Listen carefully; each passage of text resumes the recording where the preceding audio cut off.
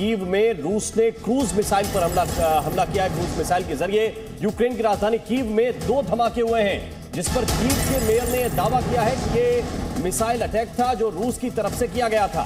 ये हमला कीव के रिहायशी इलाके में किया गया, जिसमें 6 लोगों के जख्मी होने की जानकारी। और ये धमाके तब हुए हैं जब यूएन महासचिव कीव के दौरे पर थे। ये धमाका तब हुआ है जब ज़ेलेंस्की के साथ हाथ मिला रहे थे यूएन महासचिव गुटेरेस, और उस दौरान धमाके से दहला कीव।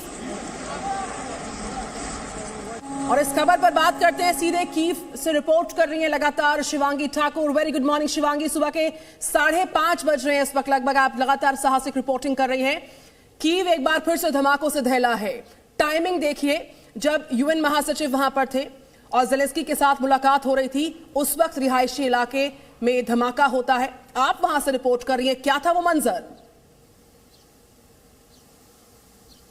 देखिए, आपको बता दें कि हम खुद रूस और यूक्रेन के बॉर्डर के जो इलाके हैं वहां से लगातार ग्राउंड रिपोर्ट कर रहे थे, फ्रंट लाइन पे थे। और कल शाम जैसे ही हम कीव में दाखिल हुए, वैसे ही जोर के धमाके जो हैं वो सुनाई देने लगे। और हम जहां पर थे उससे महज 10 मिनट की दूरी पर ही ये धमाका हुआ। हम स्पॉट पर पहुंचे हैं, स्पॉट से हमने ग्राउंड रिपोर्ट भेजी है अपने दर्शकों के लिए। और आपको बता दें, जो हमने विटनेस किया है, जब हम वहां गए पूरी जगह पर धुएं का गुबार था, सांस लेना बहुत मुश्किल हो रहा था। रेस्क्यू टीम्स वहां पर पहुंची, खुद वहां पर एडवाइजर जो कि यहाँ इंटरनल अफेयर्स मिनिस्टर के हैं वो एंटन पहुंचे, और उन्होंने ये जानकारी दी कि 2 जगहों पर मिसाइल दागे गए हैं। एक रिहायशी बिल्डिंग थी जो कि 25 मंजिला बिल्डिंग थी, और नीचे के 3 फ्लोर्स। आप देखिए, अमूमन जब मिसाइल अटैक्स होते हैं तो ऊपर के मंजिले जो होते हैं उसको निशाना बनाया जाता है, पर यहाँ पर उल्टा किया गया। नीचे के जो फ्लोर्स थे उसको अटैक किया गया ताकि पूरी की पूरी बिल्डिंग जो है वो ध्वस्त हो जाए।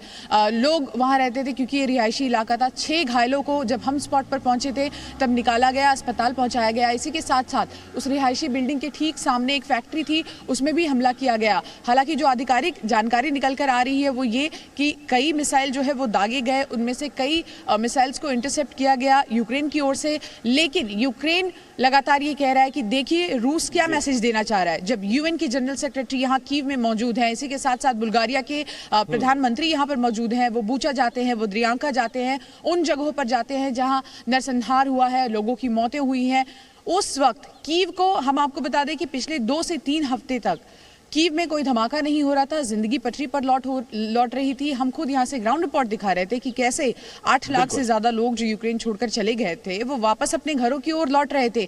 और फिर कीव में इस तरह का धमाका होता है, लोगों में फिर दहशत है। लगा पर हमने देखा कि अलग अलग जगहों पर अब फिर से नाकाबंदी कर दी गई है, लोगों को बेवजह घर से नहीं निकलने दिया जा रहा है। वापस लौट कर आएंगे, कुछ और डिटेल्स भी आपसे हासिल करेंगे। आप ग्राउंड रिपोर्ट का जिक्र कर रहे हैं, जिस घटना का आप जिक्र कर रहे हैं कि 2-3 हफ्ते तक कोई धमाका नहीं हुआ, लेकिन अचानक धमाका तब होता है जब गुटेरेस कीव के दौरे पर होते हैं। तो क्या शिवांगी ठाकुर की वो रिपोर्ट है, क्या उन्होंने देखा? क्योंकि जिस जगह पर धमाका हुआ उस जगह पर पहुंचने वाला पहला चैनल जी न्यूज ही था। शिवांगी ठाकुर हमारी संवाददाता ही थी। उन्होंने क्या देखा, उस घटना स्थल की ग्राउंड रिपोर्ट आपको दिखाते हैं।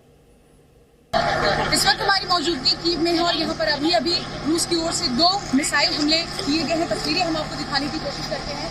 ये वो बिल्डिंग है जहाँ पर ये हमला किया गया, और इसी के साथ साथ इसके बगल में एक फैक्ट्री है जहाँ पर ये हमला किया गया है। बिल्डिंग की हालत आप देख सकते हैं कि किस तरह से ये बिल्डिंग पूरी तरह से क्षतिग्रस्त हो चुकी है, और ऊपर का हिस्सा अभी भी ठीक है, लेकिन नीचे के पूरे हिस्से में आप देखिए ये पूरा मलबा जो है वो गिर चुका है। यहाँ पर आप आगे चल के हम तस्वीरें दिखाने की कोशिश करेंगे।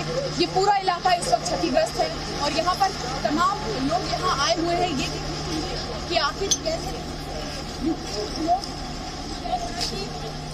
कहीं ना कहीं ये युद्ध थमेगा। लेकिन अब ये युद्ध कहीं थमता हुआ नजर नहीं आ रहा है। तस्वीरें हम आपको यहाँ से दिखाने की कोशिश करेंगे।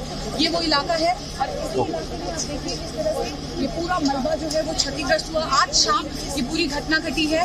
रूस की ओर से ये कहा जा रहा है कि ऐसे समय में जब यूएन के जनरल सेक्रेटरी यहाँ पर मौजूद है, बुल्गारिया के प्राइम मिनिस्टर यहाँ पर मौजूद है, ऐसे में इस तरह के हमले करके रूस आखिर क्या साबित करना चाहता है। और यूक्रेन के लोग भी लगातार ये सवाल पूछ रहे हैं कि आखिर उनके साथ ये क्यों किया गया। कीव से शिवांगी ठाकुर, जी मीडिया।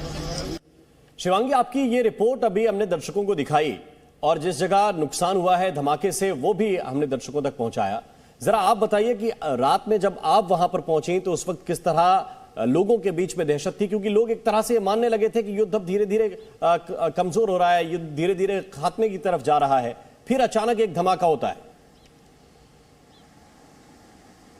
देखिए राम, लोग ही नहीं बल्कि खुद यहाँ पर जो मीडिया है, इंटरनेशनल मीडिया है, हम सबको लगा था कि युद्ध अब कहीं ना कहीं धीमी गति से चल रहा है। जब मॉस्कवा जो कि रूस का युद्ध पोत है, उसको यूक्रेन दावा कर रहा है कि हमने नेपच्यून मिसाइल से उड़ाया था ब्लैक सी में, उसके बाद से इस युद्ध में तेजी आई थी ईस्टर के बाद। लेकिन फिर धीरे धीरे युद्ध जो वो थम गया, और खासकर नॉर्थ ईस्ट के जो इलाके हैं, अगर आप वो डॉनबास का पूरा पैच ले लें, उस तरफ ज़्यादा युद्ध चल रहा था। कीव शहर पर हमले नहीं हो रहे थे, तो लोगों को ये लगा था कि कीव कहीं ना कहीं सुरक्षित है। और यही कारण है कि जितने भी विश्व के अलग अलग देशों के नेता हैं वो कीव पहुंच रहे हैं। आपको याद होगा थोड़े दिन पहले यहाँ पर बोरिस जॉनसन भी पहुंचे थे, और कई नेता यहाँ लगातार पहुंच रहे हैं, क्योंकि उन्हें लग रहा था कि कीव अब सुरक्षित है, कीव में रूस हमला नहीं करेगा। लेकिन कल जिस तरह से यूएन के जनरल सेक्रेटरी यहाँ पर पहुंचे हैं, बुल्गारिया के पीएम पहुंचे हैं, कई और मिनिस्टर्स के आने की यहाँ संभावना जताई जा रही थी, उसके पहले इस तरह का अटैक, रूस एक संदेश देना चाह रहा है कि अगर आपको लगता है कि ये युद्ध कहीं ना कहीं धीमा पड़ गया है तो ऐसा बिल्कुल नहीं है।